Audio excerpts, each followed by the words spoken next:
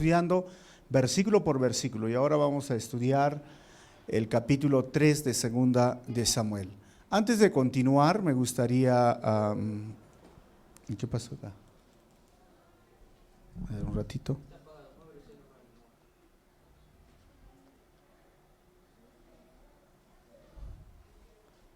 ¿Sale o no?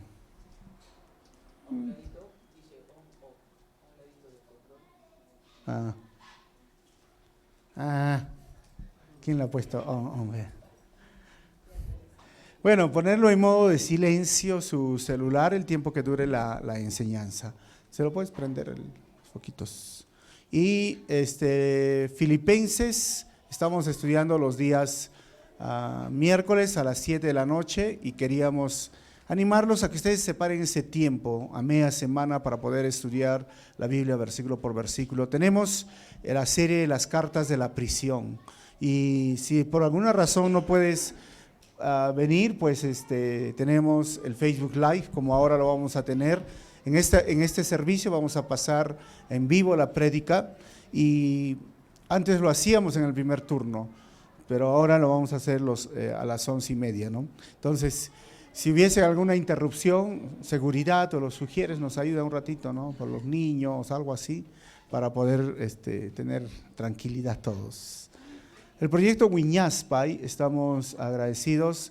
El día domingo pasado tuvimos un bautizo en el Mirador y ahí conocieron a muchos de los niños que cada uno sonríe, como los han visto, pero detrás hay una historia, ¿no? Que como todos de nosotros, a veces hemos pasado situaciones difíciles, pero la cajita está ahí que ayuda mucho para su alimentación, para su sustento diario, para estos 16 niños que están allá. El día 15 de noviembre, anoten bien, vamos a tener pero es de las mujeres, la conferencia de mujeres que va a comenzar el día viernes después del almuerzo y termina el sábado por la tarde, incluye cena, almuerzo y todos los detalles ya les dará Dorquitas. Ya el programa, los temas, los talleres ya se han desarrollado, las hermanas también ya han dado sus pasajes, ya están listos, sus vuelos, todo, estamos andando bien, así que dirigido para mujeres desde 1 año hasta 95 años, si tienen 96 no pueden venir. Porque hay por ahí dicen, no, yo puedo ir, pero eso no es para las señoras, no, es para todas las mujeres. El tema es el carácter de Cristo en la mujer. Entonces, en base a varias historias o personajes de la Biblia, van a estar desarrollando este tema. Salud. Vamos a leer, es el capítulo 3. Esto no lo hemos arreglado. ¿Allá lo arreglan o lo arreglo acá? Espera un ratito.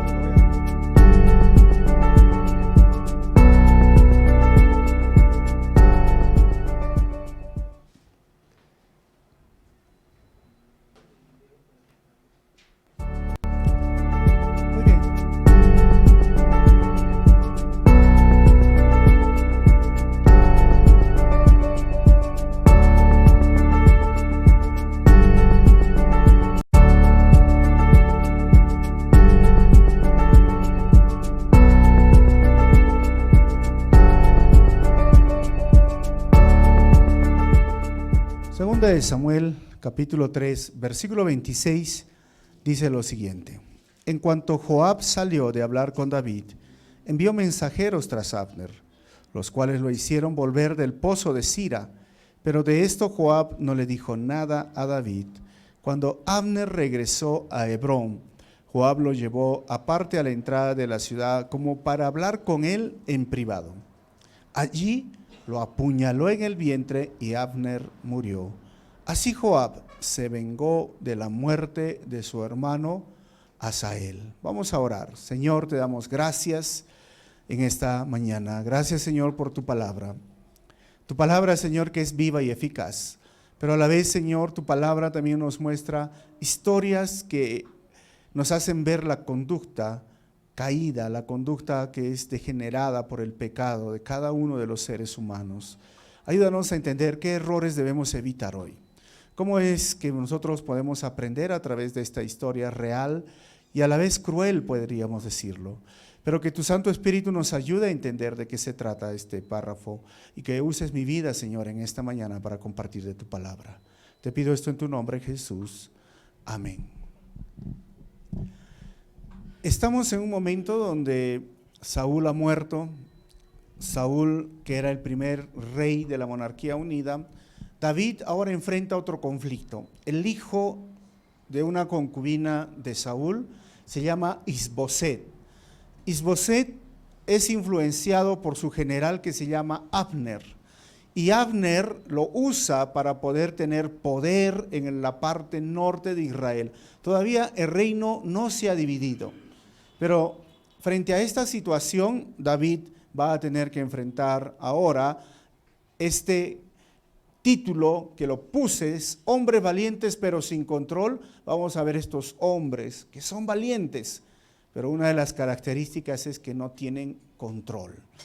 ¿De quiénes estamos hablando? David, Abner y Joab. Joab era el general del ejército de David. Para entender entonces el contexto, la premonarquía y la monarquía les voy a mostrar en este cuadro.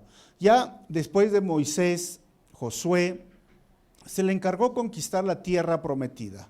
Conquistó y luego viene la etapa de los jueces, donde surgen 13 jueces y el libro de Ruth es escrito entre esta etapa de jueces y primera de Samuel, el capítulo 1 al 7, donde sale Elí y Samuel. A partir del capítulo 7 viene el pedido, es decir, se cansaron de líderes espontáneos que Dios levantaba de estos 13 y dijeron, queremos tener un rey como otras naciones. Y Dios se entristece y dice, no te están rechazando a ti, Samuel, bueno, concédeles ese pedido. Y Saúl llega a ser el primer rey. Así que hay 3 reyes de la monarquía unida. Y desde el capítulo 8, vamos hasta el capítulo 31, es la vida de Samuel. Ahora es la vida de David que estamos estudiando. Y vamos a ver sus triunfos, pero también a la vez sus errores. Y luego en Primera de Reyes, del 1 al 11, vamos a ver la vida de Salomón. Después que Salomón muere, el reino se divide. Y esa etapa se lo conoce como la monarquía dividida. Luego viene del capítulo 12 al 22 de Primera de Reyes, Segunda de Reyes. Y luego la historia termina para Israel en el año 722, donde ellos son exiliados. Y luego Judá se queda solo, que sería el reino solitario, algo así, ¿no? Porque ya no hay norte ni sur, solo sur. Y el año 586 es conquistado por los babilonios. Esto es un panorama del Antiguo Testamento desde la etapa de la conquista hasta la etapa del exilio. Ya más adelante vamos a ver del exilio, pero yo recuerdo que ya estudiamos, recuerdan los profetas menores. No está grabado en video, pero está grabado en audio. Cuando ustedes lo puedan y quieran escucharlo, lo van a poder hacer en la página www.calvarychapelarequipa.org, ¿no? Ahí está. Entonces, este capítulo está dividido en 2 partes. Del 2 al 21 vamos a ver Abner deserta de Isboset. Y de el 22 al 39, Joab se venga de Abner. Entonces, a medida que yo voy pasando las diapositivas, salen las subdivisiones de cada uno de estos 2 párrafos grandes de este capítulo. Versículo 1, entonces, del 2 al 5, los hijos de David nacidos en Hebrón. Dice el texto, mientras estuvo en Hebrón, David tuvo los siguientes hijos. Su primogénito fue Amnón, hijo de ¿quién? Ahinoam, la jezreelita.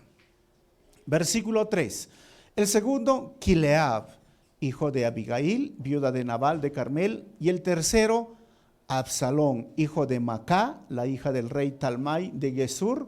Versículo 4, el cuarto, Adonías, hijo de Jaquit, el quinto, Cefatías, hijo de Abital, y el sexto, Itreán, hijo de Eglá, que era otra esposa de David. Y estos son los hijos que le nacieron a David mientras estuvo en Hebrón. Bueno, ¿cuántos hijos le hemos contado hasta ahora a David? 6. ¿Cuántas esposas? 6. Un hijo en diferente esposa. ¿Saben cómo se llama esto? La poligamia. La poligamia es que una persona tenga muchas No solo una, dos, tres. Acá tenemos 6. Y 6 hijos en diferentes esposas. ¿Será esto la voluntad de Dios? ¿Por qué Dios permitió que algunos reyes o algunas personas tuvieran esto? Les expliqué la semana pasada y les voy a volver a explicar. El plan de Dios, la voluntad de Dios es la monogamia, no la poligamia. Desde el principio, capítulo 1, capítulo 2 de Génesis, Dios puso como su voluntad exclusiva, directa, que el hombre tome a su mujer y los dos se funden en un solo ser, llegan a ser una pareja. Y Jesús dijo en el Evangelio de Mateo: lo que Dios ha unido, ningún hombre o mujer, pues, ¿no?, lo separe. Estarán unidos hasta que la muerte los separe. O sea, esto es el plan de Dios, esto ha sido siempre la monogamia. En algunas situaciones se permitió, pero lo que a veces se permite no significa que sea la voluntad de Dios. Y cuando se permite o el hombre por su terquedad hace esto, las consecuencias son desastrosas en la vida, no solo de la pareja, también de la familia y quizás un reino en este momento, como estamos hablando de David. Lo que pasa es que sus múltiples esposas al final iban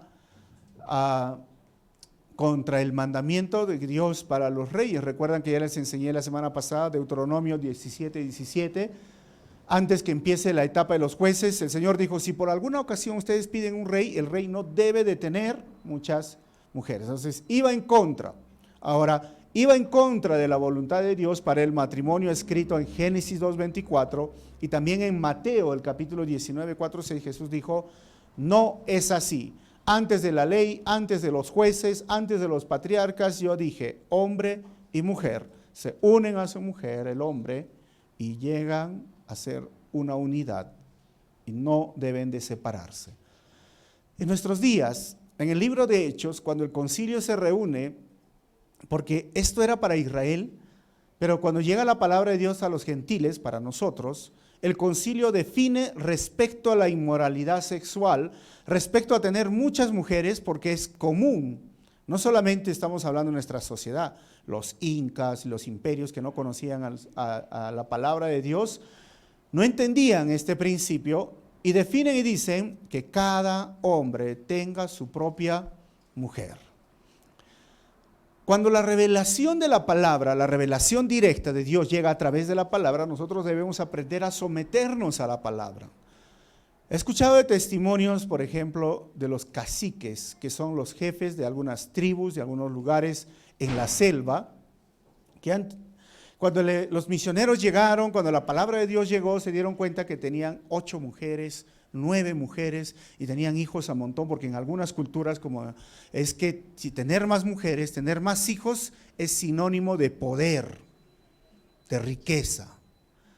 Pero cuando la palabra de Dios llega y ellos por sí mismos van estudiando, viendo lo que dice los mandamientos de Dios, los caciques tuvieron que preguntar a los misioneros, dijeron: ¿qué hacemos ahora?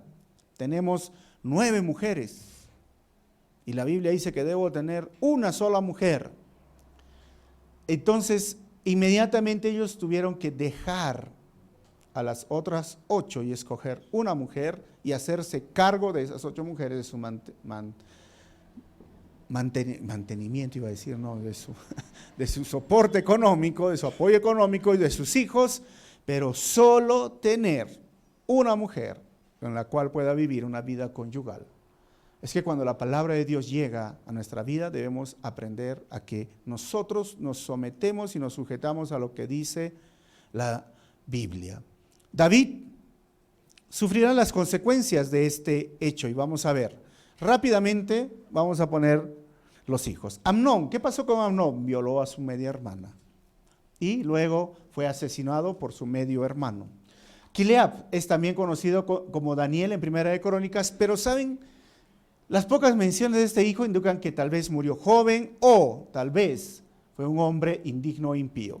Absalón asesinó a su medio hermano y dirigió una guerra civil contra su padre David intentando suicidarlo. Adonías intentó apoderarse del trono de David, de su sucesor, designado, y después intentó tomar a una de las concubinas de David y fue ejecutado por su arrogancia. Ahora, Cefatías e Itreán murieron jóvenes o fueron hombres indignos e impíos, porque no se menciona más en la Escritura, aparte de Primera de Crónicas 3 del 1 al 4. De esos 6 que se mencionan, dígame, ¿cuál de ellos le resultó o le salió un buen hijo? Ninguno. ¿Por qué? Diríamos nosotros, ¿qué pasó? Bueno, los conflictos, cuando se empiezan a romper los designios de Dios, sufrimos nosotros, sufren otros, y realmente no es la voluntad de Dios directa para el ser humano. Ahí vemos los resultados, ¿no? Vamos a seguir viendo qué nos trae este versículo. Versículos 6 al 7 vamos a ver a Abner acusado por Isboset. Dice, durante la guerra entre las familias de Saúl y David, Abner fue consolidando su posición en el reino de Saúl. Ese es el norte con Isboset. 7. Aunque Isboset le reclamó a Abner el haberse acostado con Rispa, hija de Aya, que había sido concubina de Saúl. Ahora, ¿por qué le reclama? Porque Abner al final era, diríamos, el cabecilla, ¿no? El cerebro detrás de esta rebelión en contra de David. Ya David debería asumir el reino. Ya habían pasado 7 años y David seguía tranquilo, decía, si el Señor me va a levantar, yo no voy a mover un dedo. Pero entonces había otro rey, mientras él estaba reinando oficialmente y de parte de Dios, pero Abner era el cabeza, el cerebro detrás de todo esto. Isboset, al ser hijo de Saúl, solo era una marioneta, alguien que era usado. Pero Abner crece en poder. Isboset le reclama porque el poder en esa cultura era que si un hombre podía tomar a la concubina del rey, pues asumía el reinado. Y entonces acá viene el conflicto, porque Isboset se da cuenta y dice, Abner me quiere quitar el reino. Y le reclama y le dice, ¿por qué te has acostado? Pero hay algo interesante en esta historia, hermanos, porque yo digo que identificar el problema no es lo mismo que ser mismo en corregirlo. Isboset ve el problema, pero no hace nada más para corregirlo. Y creo que hay mucho para aprender de esta historia, porque en ocasiones nos es fácil identificar el problema en el hermano, en la hermana, en la familia, en el papá, en la mamá o quizás en la pareja o en los hijos, pero muchas veces no somos parte de la solución, no somos firmes para corregirlo. En otras expresiones las personas dicen, te es fácil criticar, ¿no? Criticar es lo fácil, pero a ver, pon tú de tu parte para mejorar la relación, para mejorar las situaciones. Hermano, tanto ganaríamos de madurez en la iglesia si en lugar de estar mirando o identificando los errores de tu hermano, tú corregirías tus propios errores. Ganaríamos tanto en la pareja si estarías enfocado en corregir tus errores que en mirar qué error tiene tu pareja. Eso es clásico, ¿no? Porque las parejas dicen, si mi esposo fuese así, cambiaría esto, cambiaría lo otro, nuestro matrimonio sería el más feliz. Pero como no lo es, bueno, tengo que sufrir, ya está hecho, ya me casé. No, hermano, si puedes hacer algo, ¿sabes qué? Cambia tú. No solo identifique, sino corrígelo y sé parte de la solución. Isboset no estaba haciendo esto. Y esto significa que había esta falta de firmeza moral, no tenía el valor para hacerlo. Y ¿sabes qué? A partir de ahí, de los 40 reyes, tanto del Reino Unido y del Reino Dividido, solo 4, la Biblia los dice que son buenos. Que hicieron buenas cosas, especialmente en Judá, porque en Israel no hubo ninguno bueno. 7 hicieron buenas cosas. Bueno, 8 diríamos. Uno hizo algo bueno hasta que murió su mentor y al final se olvidó, pero 4 fueron llamados buenos. ¿Imaginan? De 40, si decimos 4 en porcentaje, ¿cuánto sería, hermanos? El 10%. Qué triste sería igual si nosotros pasáramos este mismo porcentaje en la iglesia, ¿no?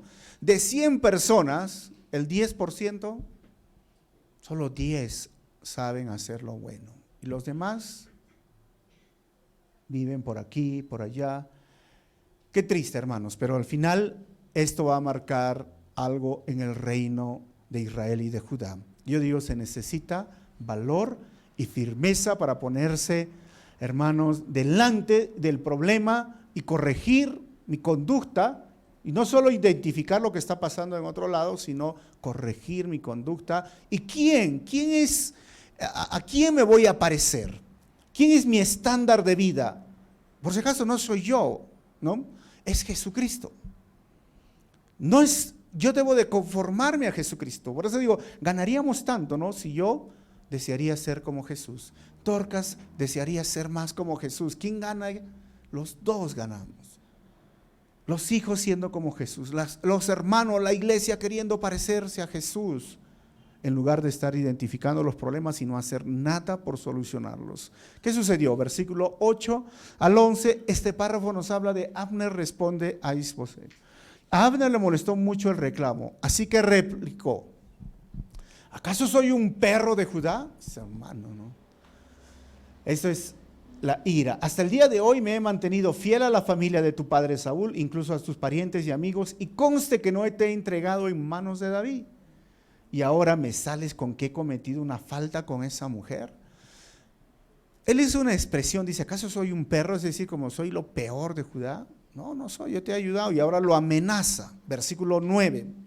Que Dios me castigue sin piedad si ahora no procedo con David conforme a lo que el Señor le juró.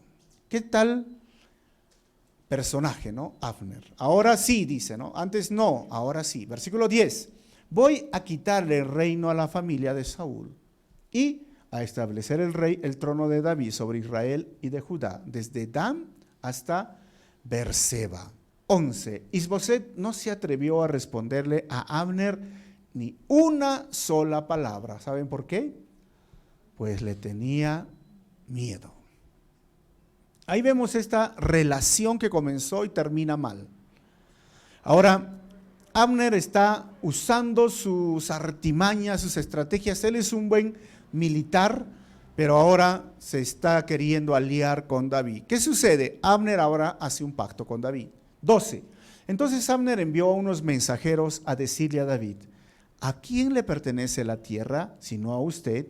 Haga un pacto conmigo y yo le apoyaré para hacer que todo Israel se ponga de su parte. Hasta este momento, ¿qué es lo que vemos? Conveniencia. La conveniencia de Abner para solucionar sus conflictos. Y esta es una característica de la conveniencia, ¿no? Porque la conveniencia nos hace pensar que primero somos nosotros, luego nosotros y tercero nosotros. Si me conviene, voy. Si no me conviene, no voy. Es tipo de egoísmo que se puede convertir en mala manera. ¿Sabes por qué?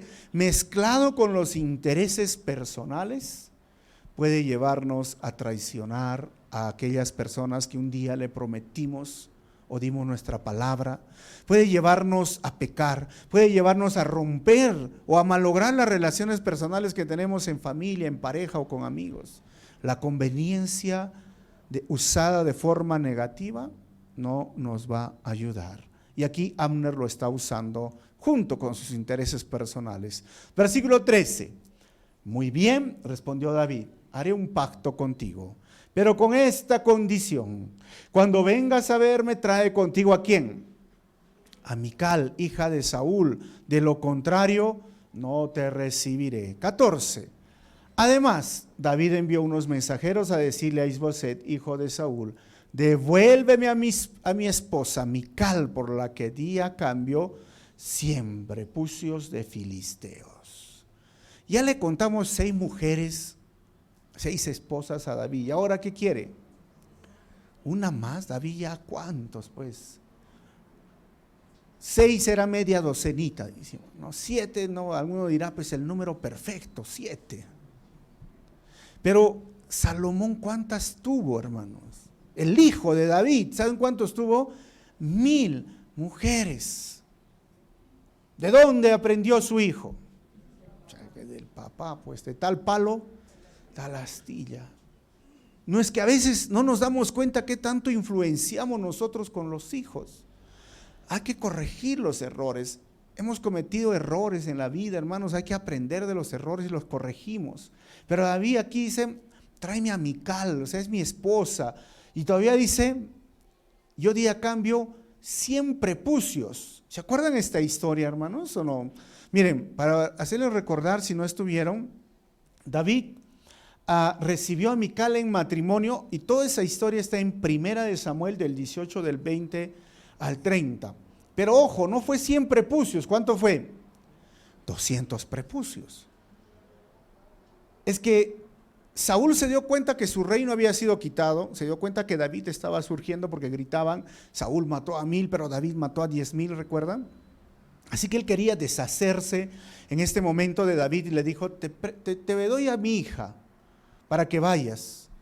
Y David dijo, pero yo no tengo ni para la combi, ¿de dónde voy a sacar? O sea, ese estudiante, ¿no?, de la universidad, tengo para el sanguchito de azul y no tengo nada. Y Saúl le dice, te la dejo en 100 prepucios.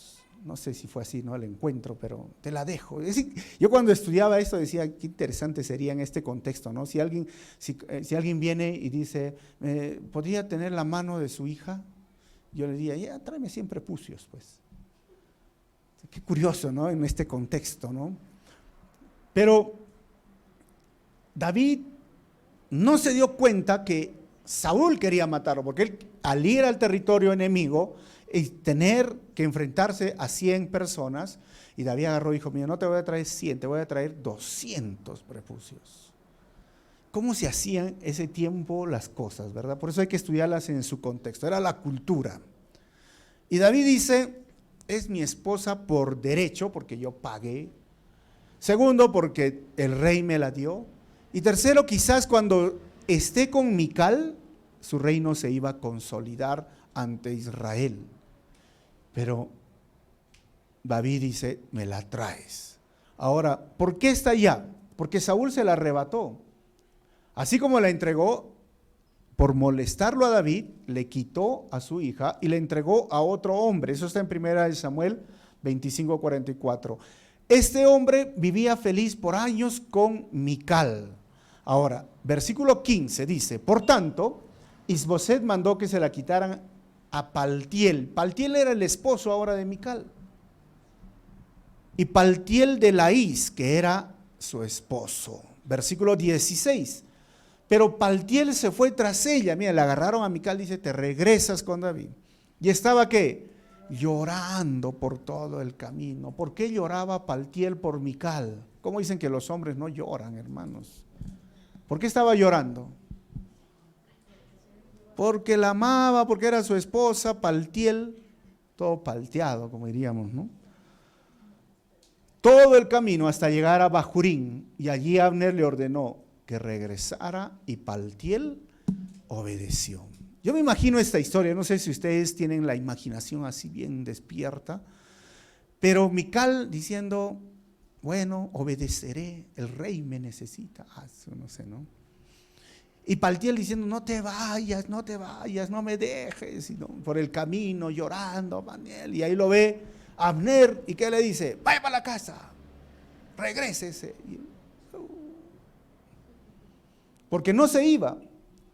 Pero ahí se ve, Abner era duro, ese general puede ser muchas veces cruel, recio, ese macho, no sé si era el macho latino, porque no creo que era el macho latino, ¿no?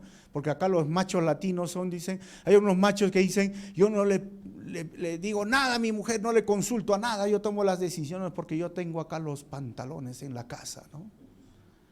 Pero para comprarse un televisor, a ver, ¿qué vamos a comprar? Tú dirás, pues, tú escoge. Hasta para la ropa, ¿qué color? A ver, tú dime, ¿qué color? O sea, son machos, macho menos, hombres, ¿no? No creo que sea ese macho latino, pero era un hombre duro, cruel, recio, que cuando lo miró le dijo, regresa a la casa. Paltiel, aún llorando, le hizo caso y se fue. Y Mical se regresó con David. Versículo 17 al 19, vamos a ver, a Abner busca apoyo de las otras tribus para David. Dice el texto: luego Abner habló con los ancianos de Israel. Hace tiempo que ustedes quieren hacer rey a David, les dijo. 18. Ya pueden hacerlo, pues el Señor lo ha prometido. Por medio de ti, que eres mi siervo, libraré a mi pueblo Israel del poder de los filisteos y de todos sus enemigos. 19. Abner habló también con los de Benjamín y más tarde fue a Hebrón para contarle a David todo lo que Israel y la tribu de Benjamín deseaban hacer. Entonces, habla con el norte para que pueda tener ahora esta unión. Y es curioso, Abner hace la invitación a los ancianos de Israel y no lo hace David. Recuerden que David estaba a 7 años y dijo: yo no voy a hacer nada. Dios me ha prometido el reino y yo no voy a mover ni un dedo, ni voy a hacer nada ilegal, ni voy a forzar a nadie para ser rey. Cuando tenía la oportunidad de matar a Saúl, dijo: ni yo voy a tocar al ungido. Ahora se le presenta Isboset, dice: bueno, Dios sabrá en qué momento. Es interesante, por eso David no forzó a nadie para ser rey de todo Israel. David es un tipo de Cristo en la Biblia. Y así como él no forzó a nadie para ser rey, hermanos, Jesús no fuerza a nadie para ser rey de su vida. Jesús quiere ser el rey de tu vida, quiere ser el Señor de tu vida, quiere ser el Salvador de tu vida. Y no es porque, mira, se está muriendo ser el rey, ser el Señor, sino que te ama y sabe que la única posibilidad de que tú te libres de la condenación eterna, de la tortura, porque dice la Biblia que en ese lugar, que es la muerte segunda, que es el lago de fuego, las personas van a ser torturadas día y noche por los siglos de los siglos. Y Jesús sabe eso y te ama y te dice, te invita a ser parte de su reino. Hace todo, muere en la cruz, da su vida, derrama su sangre para que tú puedas seguirlo. Y lo hace por amor, pero Él no te va a forzar a ti para que Él sea el rey en tu vida. Tú tienes que rendirte, tú tienes que someterte, tú tienes que responder ahora a la revelación de amor. Hermanos, Dios no necesita de nosotros. Al contrario, nosotros somos los que necesitamos de Dios. Dios no necesita, hermano, de nada de lo que tú, ¿qué le puedes dar a Dios? Lo único que le podemos dar a Dios es pecado, es rebelión, es desobediencia, rebeldía. Y Dios nos da amor, nos da gracia, nos da perdón, nos da misericordia. Por eso el escritor de Hebreos dice, si tú voluntariamente rechazas el sacrificio, pues ya no hay más paga por el pecado y te espera la muerte.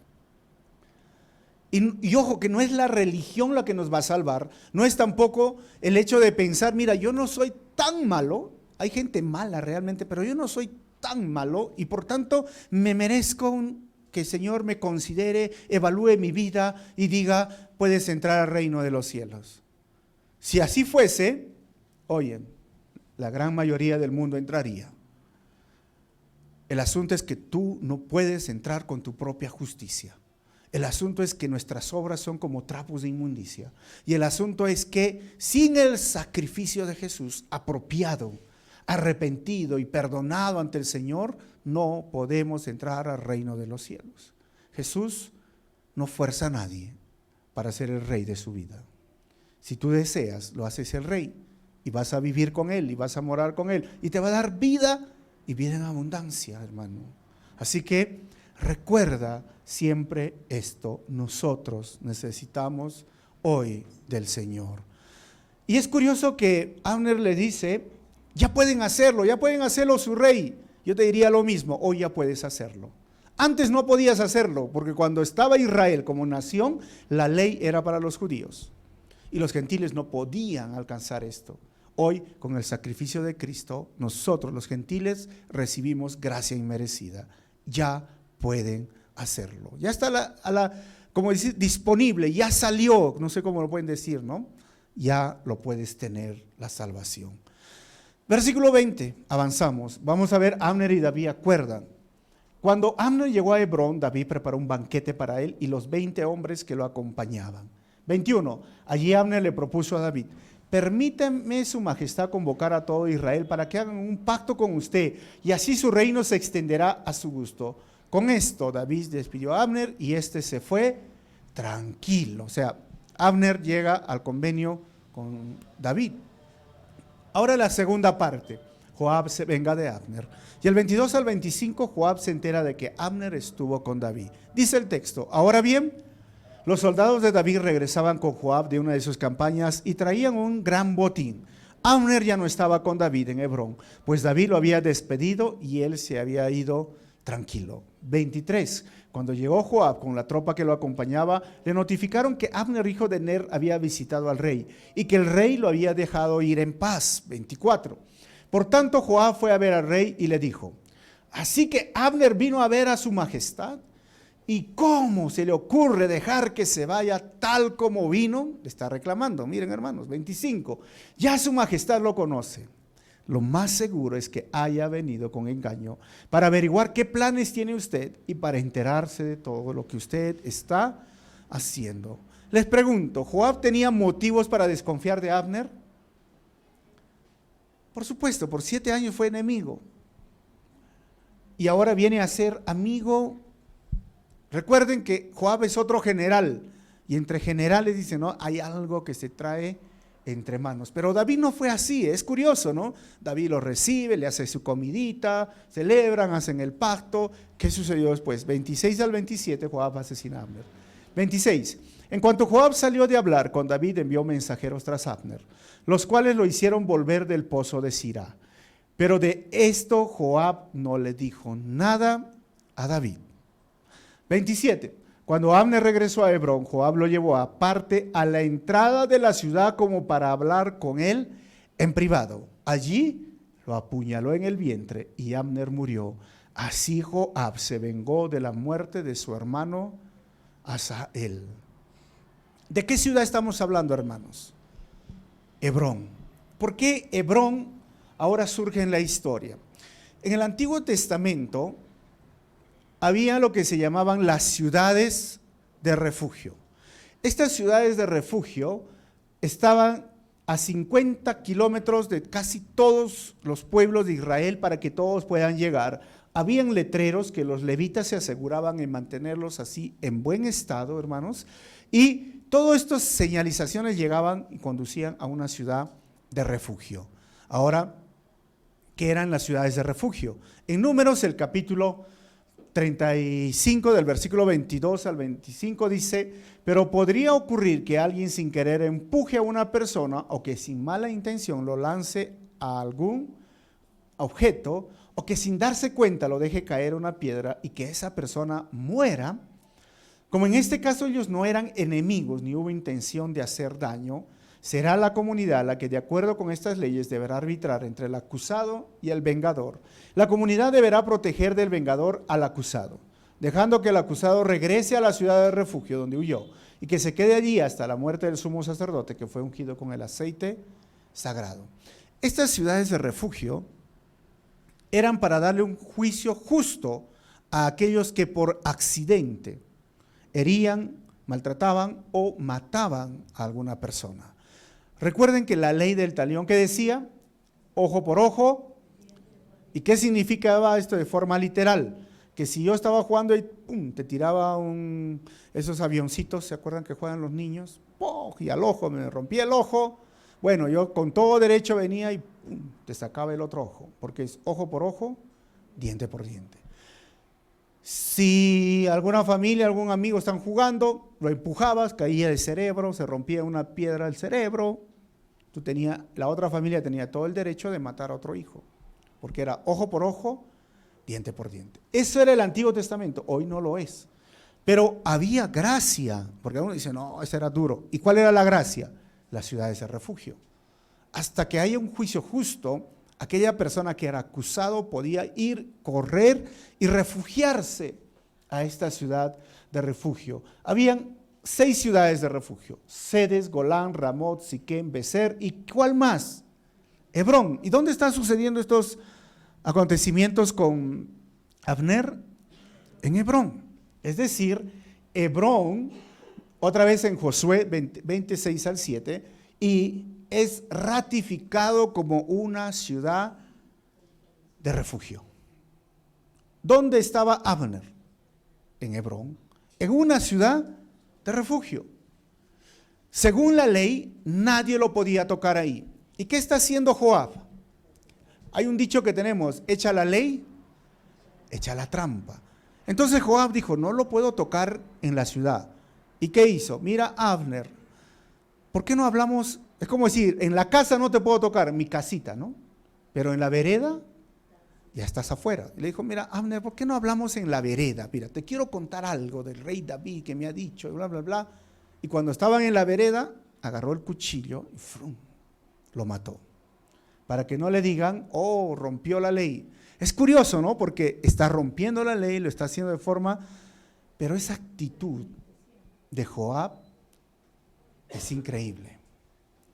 Muchas veces nosotros podemos reaccionar de esta forma y es triste. Queriendo evadir la ley, empezamos a agarrar otras cosas que no son parte de la ley.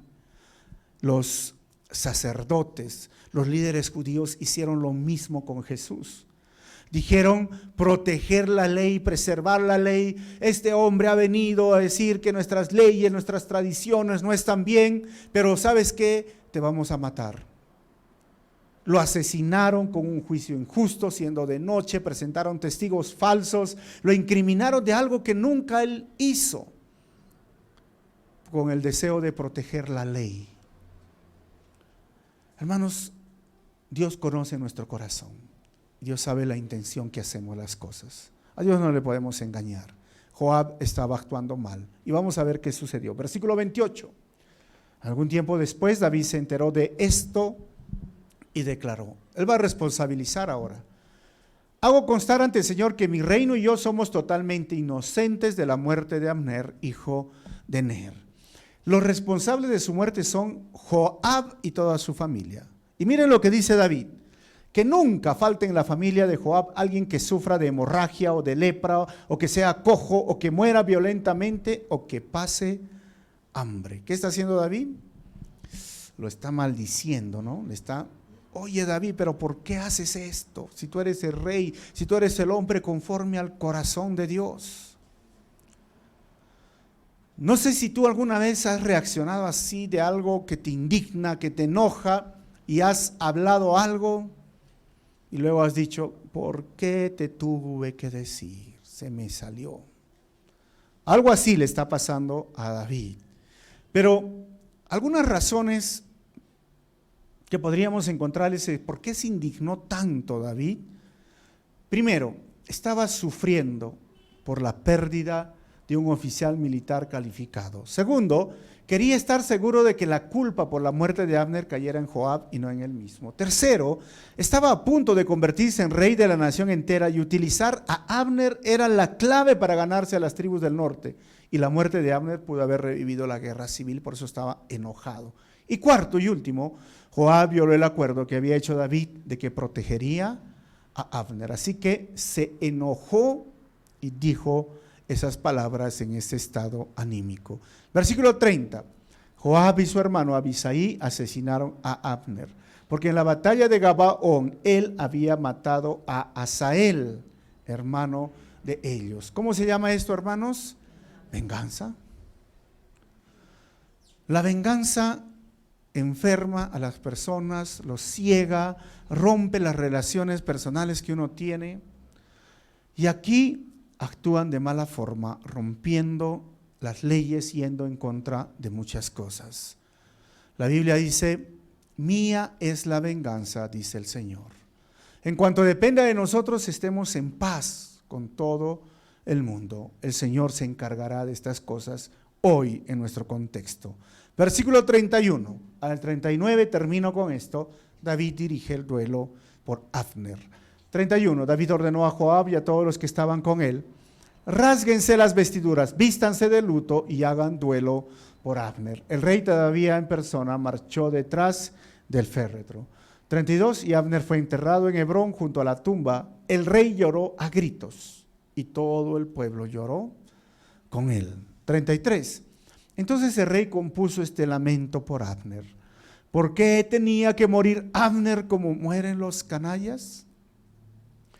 No tenías atadas las manos ni habían encadenado los pies. Caíste como el que cae en manos de criminales y el pueblo lloró aún más. Versículo 35. Todos se acercaron a David y le rogaron que comiera algo mientras todavía era de día, pero él hizo este juramento: que Dios me castigue sin piedad si pruebo pan o algún otro alimento antes de que se ponga el sol. 36. La gente prestó atención y a todos les pareció bien. En realidad, todo lo que hacía el rey les agradaba. 37. Aquel día todo el pueblo y todo Israel reconocieron que el rey no había sido responsable de la muerte de Abner, hijo de Ner. 38. El rey también le dijo a su gente: ¿no se dan cuenta de que hoy ha muerto en Israel un hombre extraordinario? 39. Y termino acá. En cuanto a mí, aunque me han ungido rey, soy todavía débil. No puedo hacerles frente a estos hijos de Sarbia, que el Señor les pague al malhechor según sus malas obras. ¿Y quién era Sarbia? La hermana de David. Esto hacía que Joab y Asael eran los sobrinos de David.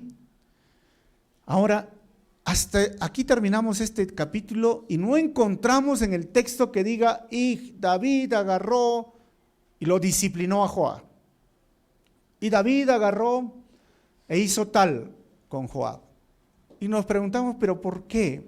¿Por qué no hizo nada David? ¿Por qué no pudo hacer una disciplina ejemplar contra este hombre cruel que desobedeció y le hizo quedar mal y puso en riesgo su reinado?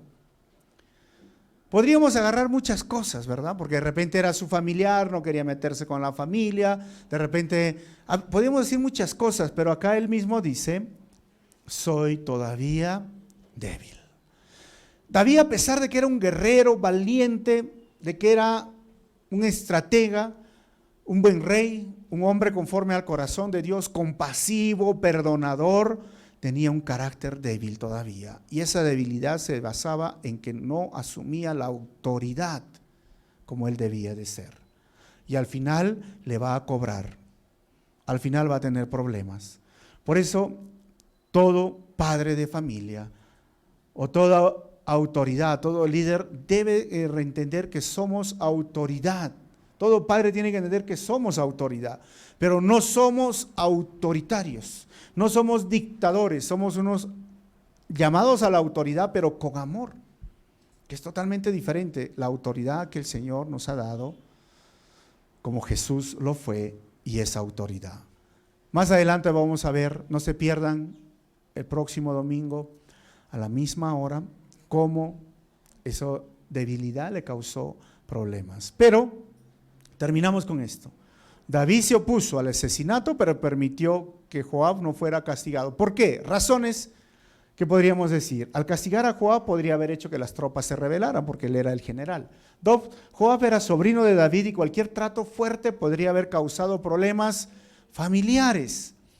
Tercero, Joab era de la tribu de Judá y David no quería esa rebelión de su propia tribu. Y cuarto, al sacar a Joab habría significado la pérdida de un general hábil y competente que fue invalorable para fortalecer su ejército. Tenía muchas razones, pero también es difícil cuando nosotros tenemos que hacer lo correcto. Cabe lo mismo en la familia como padres, cabe lo mismo en la iglesia o en cualquier liderazgo. Necesitamos hacer lo correcto. Pero sí es difícil cuando hay los familiares de por medio. Es difícil, ¿o no, hermanos? Si eras sobrino, y a veces esto nos toca a nosotros, ¿no? Y con estos últimos años con Dorquitas hemos experimentado algo en nuestra familia. Cuando podemos llamar la atención o disciplinar a un joven que se porta mal, un miembro de la iglesia, pero cuando nuestras hijas se portan mal o necesitan ser disciplinadas, la gran pregunta es: ¿qué debemos de hacer? Muchos pastores han sido derrumbados en su ministerio por no hacer lo correcto frente a familiares, por no enfrentarse a este dilema o porque puede ser útil este líder, o porque puede ser útil esta persona. Nosotros somos llamados a hacer lo correcto, hermanos. Y cuando son hijos o cuando estamos en la iglesia, en cualquier lugar, debemos de aprender a hacer lo correcto. ¿A pesar de qué? De los intereses personales o familiares. Y cuando nuestras hijas han necesitado ser disciplinadas o corregidas, lo hemos hecho. Y a pesar de que nos duele, o que a veces es incómodo o es triste, nuestro deseo es hacer lo correcto, porque esta vida de David nos enseña a no cometer esos errores. David fue débil, no solo con Joab, vamos a ver con sus hijos. Cuando su hija es abusada sexualmente por su otro hijo, David no hace nada, no ejerce su autoridad. Eso lo vamos a ver próximamente, así que no se pierdan los próximos estudios a la misma hora, por el mismo canal. Versículo 1 que diga, primera conclusión y terminamos.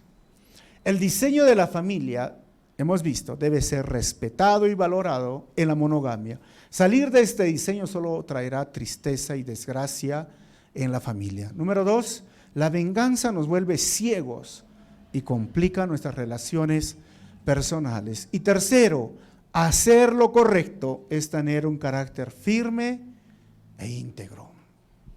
¿Cómo está tu vida, hermanos, en tu familia? ¿Estás ejerciendo tu autoridad? ¿Cómo estás en el liderazgo, en la iglesia? ¿Realmente es un carácter firme e íntegro? Pregúntate esto. ¿Cómo estás en tus relaciones personales? ¿Tienes ceguera en este momento por el odio, el rencor, por el daño ocasionado? Yo creo que es un tiempo para rendir cuentas al Señor. Y vamos a cerrar nuestros ojos y vamos a orar.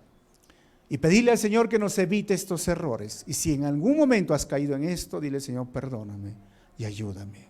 Vamos a orar. Padre,